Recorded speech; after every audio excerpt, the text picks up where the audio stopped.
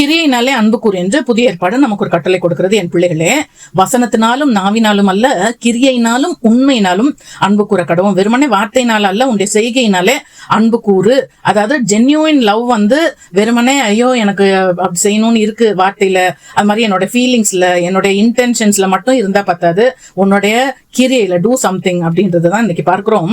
இந்த உலகத்துல ஒருவனுக்கு ஆஸ்தி இருக்கு, ஆனா சகோதரனுக்கு குறைச்சல் இருக்குது. அதை பார்த்துட்டு தன் இருதயத்தை அவனுக்கு அடைத்து கொண்டாள்.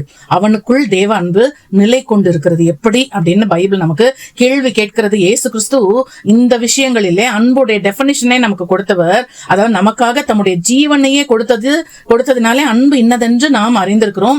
நாமும் சகோதரருக்கு ஜீவனை கொடுக்க கடனாளிகளா இருக்கிறோம். ஒரு சகோதரன் சகோதரி வஸ்திரம் இல்லாமல் அனுதின ஆகாரம் இல்லாமல் இருக்கும்போது நாம அவங்கள பார்த்து நீங்க சமாதானமா போங்க, நான் குளிர் காய்ந்து பசியாருங்க அப்படின்னு சொல்லிட்டு அவங்களுடைய சரீரத்திற்கு தேவையானதை நம்ம கொடுக்காவிட்டால் பிரயோஜனம் என்ன? சும்மா பாவம் பார்க்கறதுலயும் வார்த்தையினாலையும் பிரயோஜனம் இல்ல. செய்யுங்க.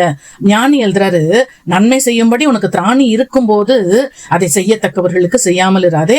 உன்னிடத்தில் பொருள் இருக்கையில் உன் அயலானை நோக்கி நீ போயிட்டு நாளைக்கு வான்னு சொல்லாத. இதுல ரெண்டு விஷயம் அவர் சொல்றாரு. உன்கிட்ட செய்யறதுக்கு திராணி இருக்கணும், உன்கிட்ட பொருள் இருக்கணும். அடுத்தது செய்யத்தக்கவர்கள் யாருன்னு பார்த்து செய். இயேசு கிறிஸ்து சொல்றாரு, அந்நியரா இருந்தாலும் அவங்க பசியோட தாகத்தோட வஸ்திரம் இல்லாமல் வியாதியா இந்த மாதிரிலாம் இருந்தா அவங்கள போய் விசாரி செய்யின்னு சொல்லுகிறார்.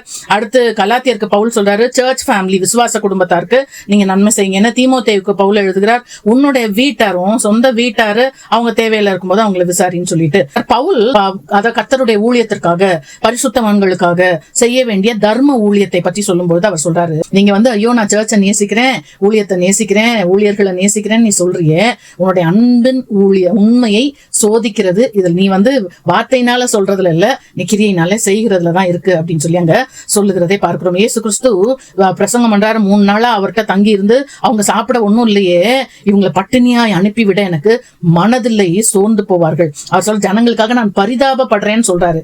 அதோட நிறுத்தல, என்ன இருக்கு கொண்டு வாங்கன்னு சொல்லி அதை எல்லாருக்கும் கொடுத்து திருப்தியாய் அவரு அனுப்பினதை பார்க்கிறோம். கேள்வி, என்னை சுற்றி இருக்கிற ஒருவர் உண்மையாக தேவையில் இருக்கும் பொழுது நான் அவர்களுக்கு என்னுடைய செயலினால் அன்பு பாராட்டுகிறேனா அல்லது என்னுடைய வார்த்தையினால் மட்டும் நான் செய்து நிறுத்தி விடுகிறேனா? ஜெபம்.